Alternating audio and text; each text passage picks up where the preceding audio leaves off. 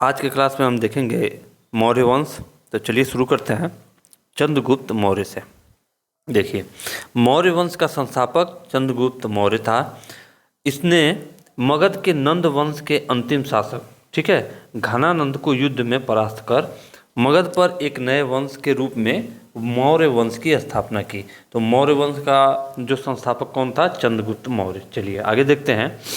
Justin ने चंद्रगुप्त मौर्य को Sandrocottus एवं प्लूटार्क ने एंड्रोकोट्स से संबोधित किया। ठीक है, आगे हम बात करें।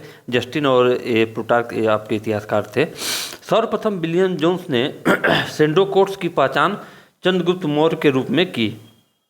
चंद्रगुप्त मौर्य का जो जन्म था 345 ईसा पूर्व में हुआ था।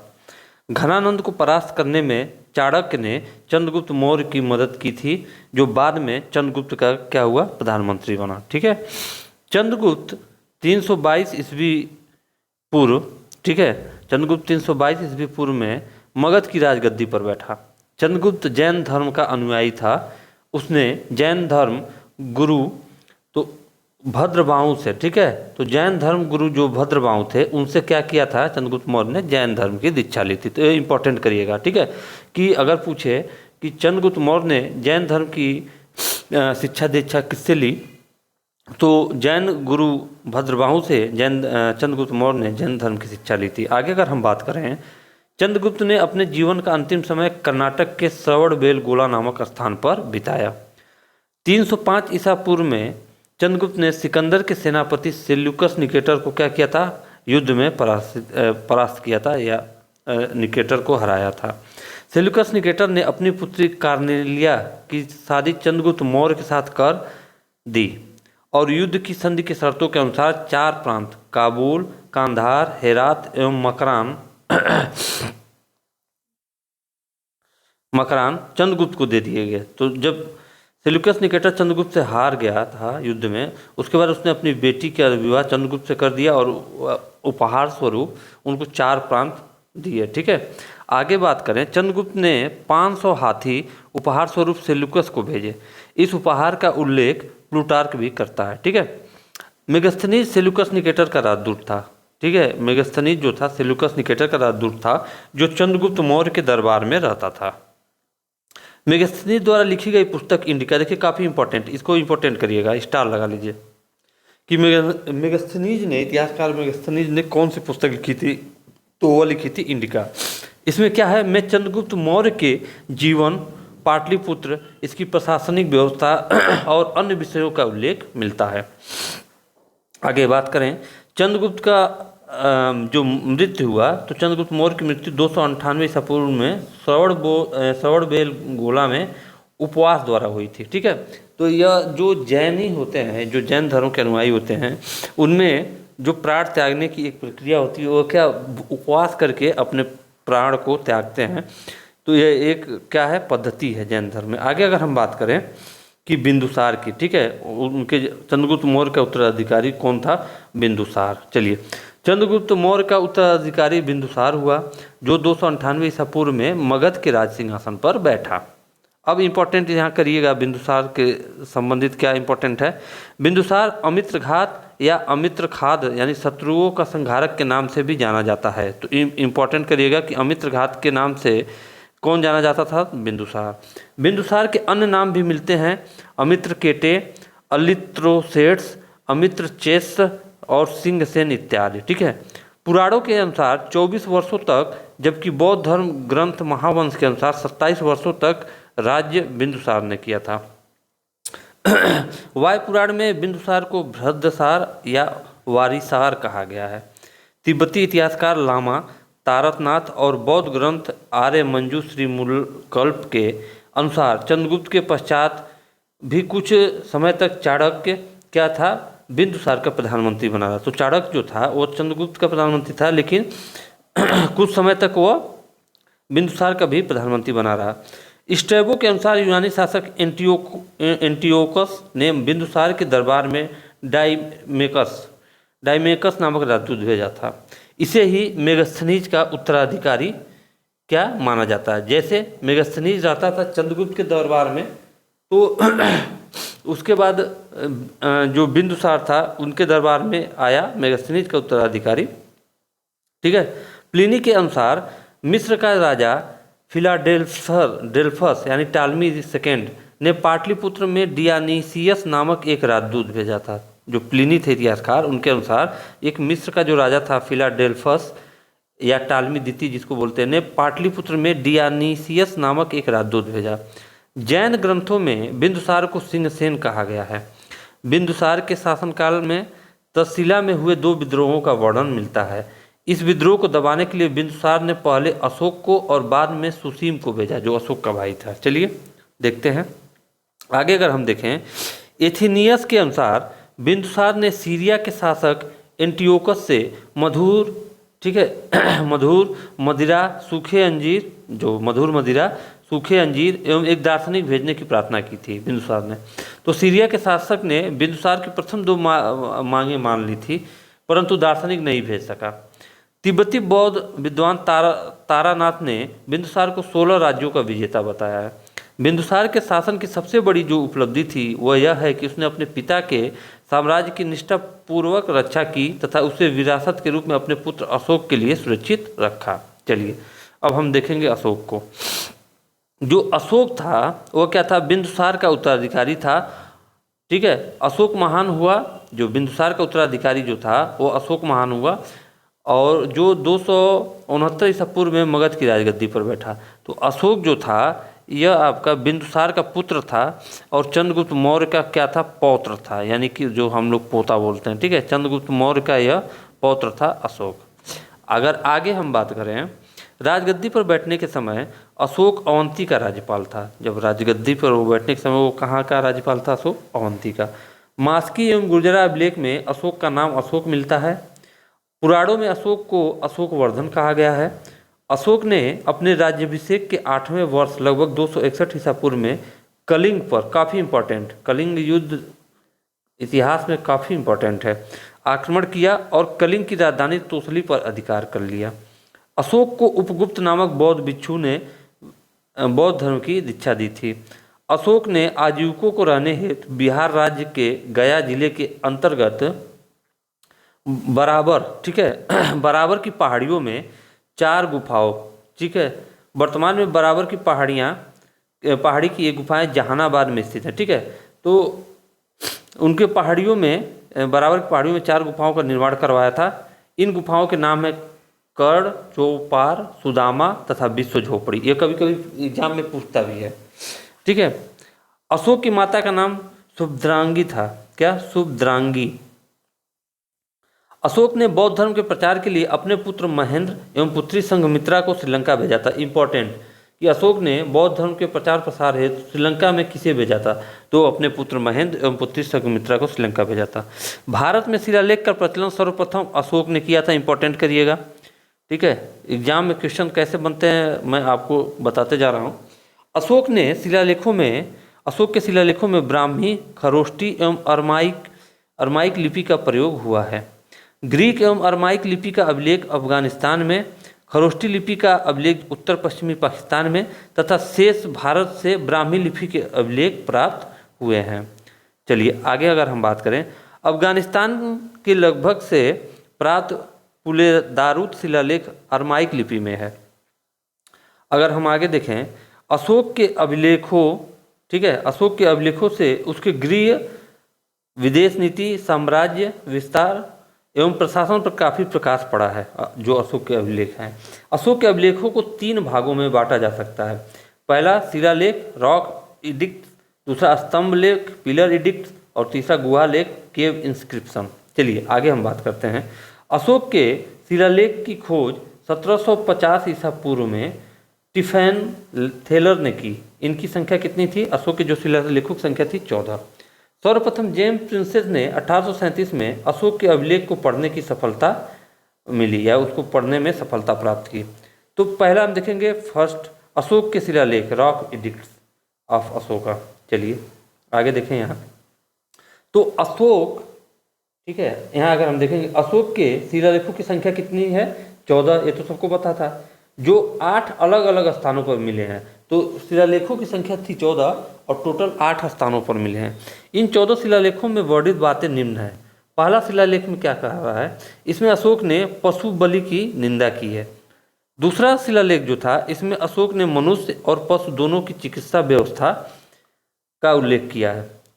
अशोक के तीसरे शिलालेख में देखेंगे, इसमें राजकीय अधिकारियों को यह आदेश दिया गया है कि प्रति 5वें वर्ष के उपरांत दौरे पर जाएं। इस शिलालेख में कुछ धार्मिक नियमों का भी उल्लेख किया गया है। चौथा शिलालेख देखें, चतुर्थ शिलालेख, तो उसमें क्या है, इसमें धर्म से संबंधित शेष नियमों का उल्लेख किया गया है। साथ ही भेरी घोष की जगह धम्म घोष की घोषणा की गई है। पंचम शिलालेख को देखेंगे तो इसमें धर्म महामात्रों की नियुक्ति के विषय में जानकारी मिलती है। छठा शिलालेख देखेंगे तो इसमें आत्मनियंत्रण की शिक्षा दी गई है। सातवां एवं आठवां शिलालेख है, इसमें अशोक की तीर्थ यात्राओं का उल्लेख किया गया है। नौवां शिलालेख देखेंगे तो इसमें सच्ची भेंट एवं सच्चे शिष्टाचार का उल्लेख है। आगे अगर हम बात करें अशोक के शिलालेख, ठीक है, तो इसको देखिएगा, जो शहबाजगढ़ी का शिलालेख है इसकी खोज हुई थी 1836 में, लेकिन लिपि पूछता है वो किस, शहबाजगढ़ी का जो अशोक का शिलालेख था किस लिपि में है, खरोष्टी लिपि में। मानसेहरा की बात करें तो उसकी जो लिपि है वो भी खरोष्टी में है। गिरनार की बात करें तो वो ब्राह्मी लिपि में है, और खोज की बात करें तो 1822 में। अक्सर खोज नहीं पूछता है, सीधे लिपि पूछती है। धौली की बात करें तो 1837 में खोज हुआ था और ब्राह्मी लिपि में लिखा गया है। चलिए आगे अगर हम बात करें तो उसमें हम देखेंगे कालसी का देखेंगे तो इस अशोक के मतलब ज़्यादातर जो भारत में जितने शिलालेख थे वो सब किस में लिखे हुए थे, ब्राह्मी लिपि में। 1837 में ब्राह्मी। जौगढ़ की बात करें तो 1850 में खोजा गया था, ब्राह्मी लिपि में। सुपारा की बात करें तो 1882 में, वो भी ब्राह्मी लिपि में। और एर्रेगुड़ी की बात करें तो 1916 में लगभग, और वो भी था ब्राह्मी लिपि में। नोट देखिए, धौली एवं जौगढ़ के लेखों को पृथक कलिंग प्रज्ञापन कहते हैं। धौली एवं जौगढ़ जो है के लेखों को पृथक कलिंग प्रज्ञापन कहते हैं। इसमें कलिंग राज्य के प्रति अशोक की शासन नीति का उल्लेख है। 10वां शिलालेख देखेंगे, इसके माध्यम से अशोक ने यह आदेश दिया है कि राजा तथा उच्च पदाधिकारी हर क्षण प्रजा के हित के बारे में सोचें। 11वां शिलालेख की बात करें तो इसमें धर्म के वरदान को सर्वोत्कृष्ट बताया गया है। 12वां शिलालेख देखेंगे, इसमें सभी प्रकार के विचारों के समान होने की बात कही गई है। 13वां शिलालेख देखेंगे तो इसमें कलिंग युद्ध का वर्णन है एवं अशोक के हृदय परिवर्तन की बात कही गई। तो इसमें इंपॉर्टेंट देखिएगा एग्जाम के पॉइंट ऑफ व्यू से 13वां शिलालेख है, क्योंकि इसमें कलिंग युद्ध का वर्णन था और अशोक के हृदय परिवर्तन की बात कही गई है वो 13वें शिलालेख में। 14वां शिलालेख देखते हैं तो इसमें अशोक ने जनता को धार्मिक जीवन जीने के लिए प्रेरित किया है। चलिए अब हम देखेंगे लघु शिलालेख की बात करें तो लघु शिलालेखों के माध्यम से अशोक ने व्यक्तिगत जीवन के इतिहास के विषय में जानकारी मिलती है। अशोक के लघु शिलालेख निम्न प्रकार से हैं। एर्रेगुड़ी कर्नूल आंध्र प्रदेश में है। ब्रह्मगिरी की बात करें तो ब्रह्मगिरी वो आपका कर्नाटक में है। चलिए आगे अगर हम देखते हैं सिद्धपुर की बात करें तो सिद्धपुर जो है ब्रह्मगिरी से 1 मील पश्चिम कर्नाटक में वो भी है। जटिंग रामेश्वरम की बात करें तो ब्रह्मगिरी से 3 मील उत्तर पश्चिम कर्नाटक में। गोवी मठ की बात करें तो गोवी मठ मैसूर कर्नाटक में है। राजुल मंडीगिरी की बात करें तो कर्नूल आंध्र प्रदेश में है। मास्की की बात करें तो रायचूर आंध्र प्रदेश में है। गुर्जरा की बात करें तो दतिया मध्य प्रदेश में है। भब्रू की बात करें तो वह जयपुर राजस्थान में है। रूपनाथ की बात करें तो जबलपुर मध्य प्रदेश में है। अहरौरा की बात करें तो मिर्ज़ापुर उत्तर प्रदेश में। और सासाराम की बात करें तो सासाराम बिहार में है। चलिए आगे हम बात करें पालकी गुंडू की बात करें तो गोवी मठ से 4 मील दूर कर्नाटक में है। अगर आगे बात करें अशोक के स्तंभ लेख पिलर एडिक्ट्स, ठीक है, अभी तो शिलालेख देख रहे थे, अब हम पिलर एडिक्ट्स देखेंगे, स्तंभ लेख देखेंगे। तो स्तंभ लेख की संख्या कितनी है? 7। यह लेख 6 अलग स्थानों से मिलते हैं। ये लेखक निम्न है। प्रयाग लेखक निम्न है, यह लेख जो है और निम्न है। कौन कौन से? प्रयाग स्तंभ लेख, यह पहले कौशाम्बी में स्थित था। इसे रानी का अभिलेख भी कहा जाता है। इस स्तंभ को मुगल सम्राट अकबर ने इलाहाबाद के किले में स्थापित करवाया। क्लियर।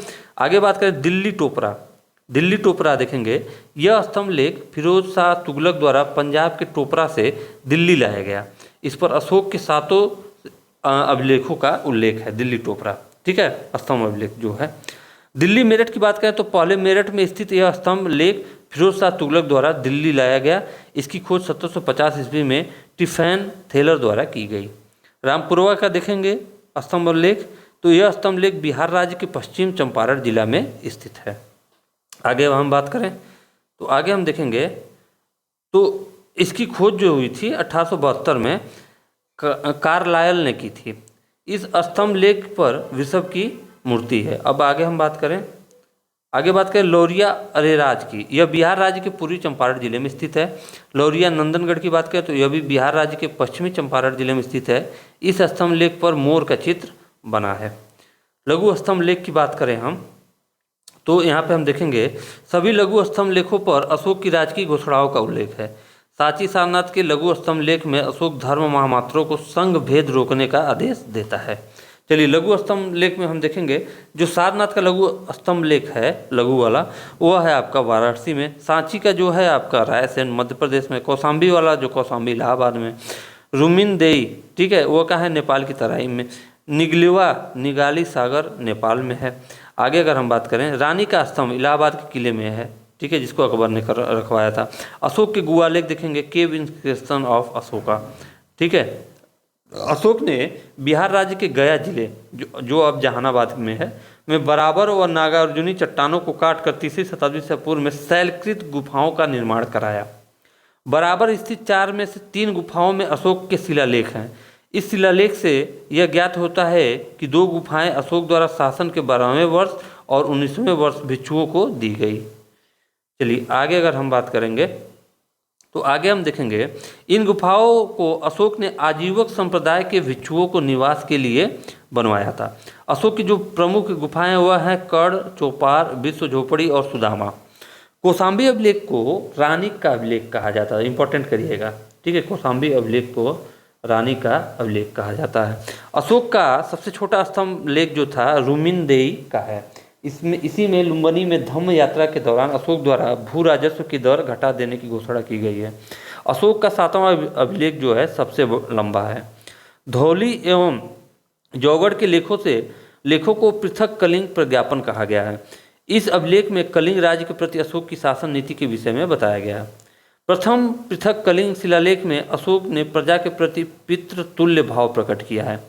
अशोक का सारे कुना कंधार अभिलेख ग्रीक एवं अरमाइक भाषाओं में प्राप्त हुआ है। साम्राज्य में मुख्यमंत्री एवं पुरोहित की नियुक्ति के पूर्व उनके चरित्र को काफ़ी जांचा परखा जाता था, जिसे उपदा परीक्षण कहा जाता था। आगे देखेंगे सम्राट की सहायता के लिए एक मंत्री परिषद होती थी, जिसमें सदस्यों की संख्या 12, 16 या 20 हुआ करती थी। इन सदस्यों का वेतन 12,000 पड़ वार्षिक था, ठीक है।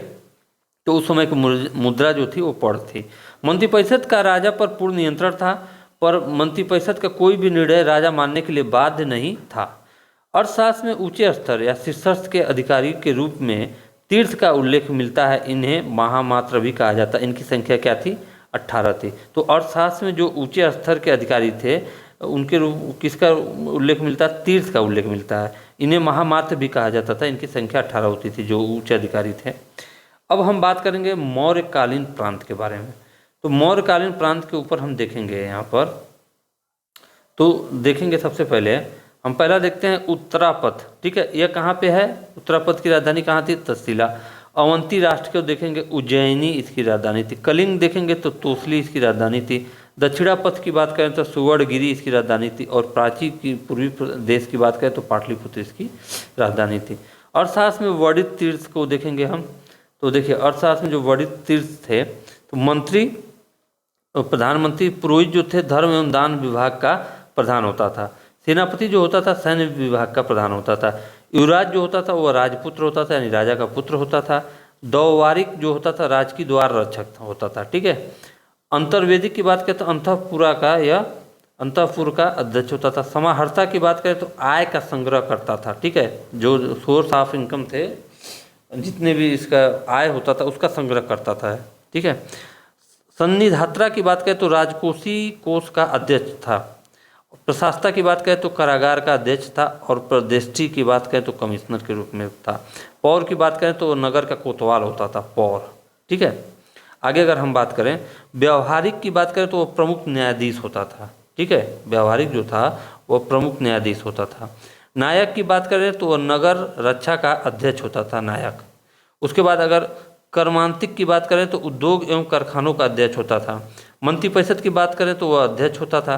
दंडपाल जो था वह सेना का सामान एकत्र करने वाला था। दुर्गपाल की बात करें तो दुर्ग रक्षक था। और अंतपाल की बात करें तो सीमावर्ती दुर्गों का रक्षक था। क्लियर, यह हो गया।